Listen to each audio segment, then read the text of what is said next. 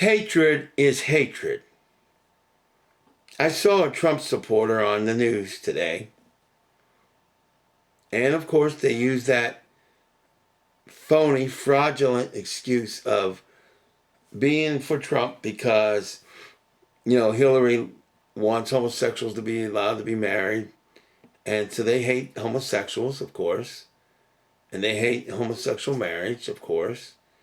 And then, of course, said the thing about the abortion. And they claim themselves to be Christian. Well, let me give you a newsflash, Trump supporters, for that matter, Hillary supporters that claim to be Christian but hate anybody. Hatred is against God.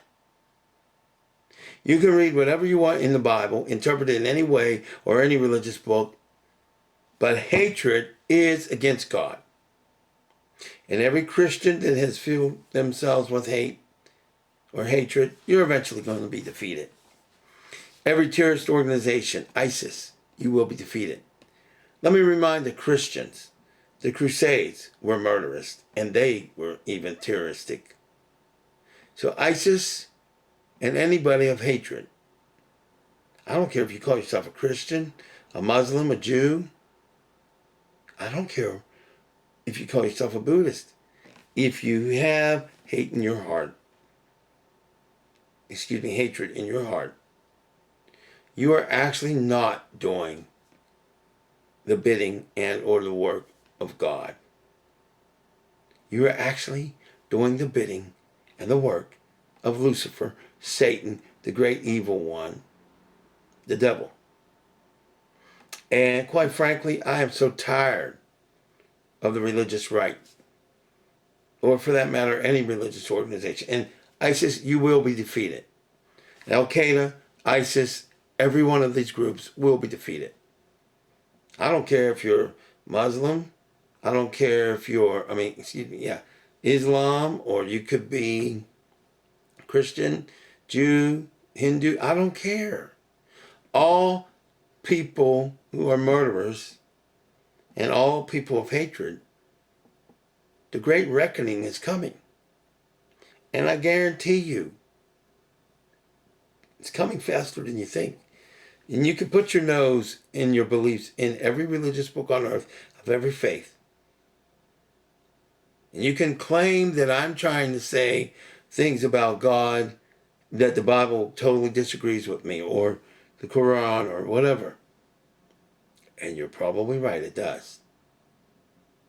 Except that God is so much better, so much more loving and forgiving than every religious book in this universe. And you have it wrong. Yeah, I may go in eternal hell for what I say, if I'm wrong.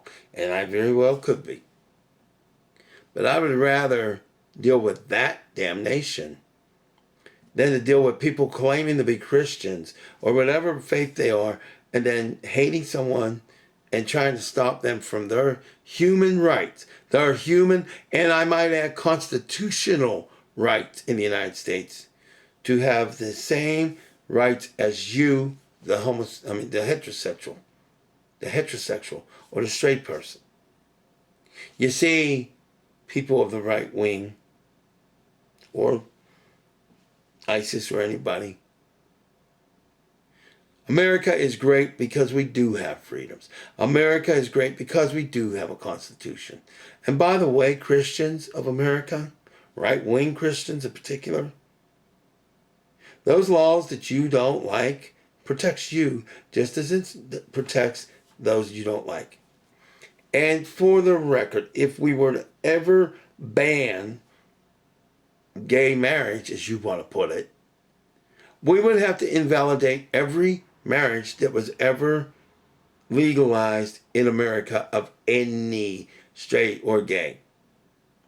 Because, see, you may not like the facts, but this country has to have equality for all. So it doesn't surprise me the Supreme Court made it legalized. In fact, we could have come from it from a lot of different angles. The fact is, if any marriage is legal, all marriage must be legal. Because we have to have equal rights. But this hatred game that ISIS and certain Christians and every single religion, every pigmentation. Hatred is never about God. So do me a favor. Quit blaming God for your evil. You're not doing the work of God. Your words are not from the word of God. You are pronouncing evil. You're doing the work of Satan, Lucifer, the devil, or the great evil one. And ultimately, God is watching. Now, if I go to hell, I go to hell. I'll still love God either way. But you, on the other hand, you might want to quit being so darn hateful. Sickening. You know, it's truly sickening.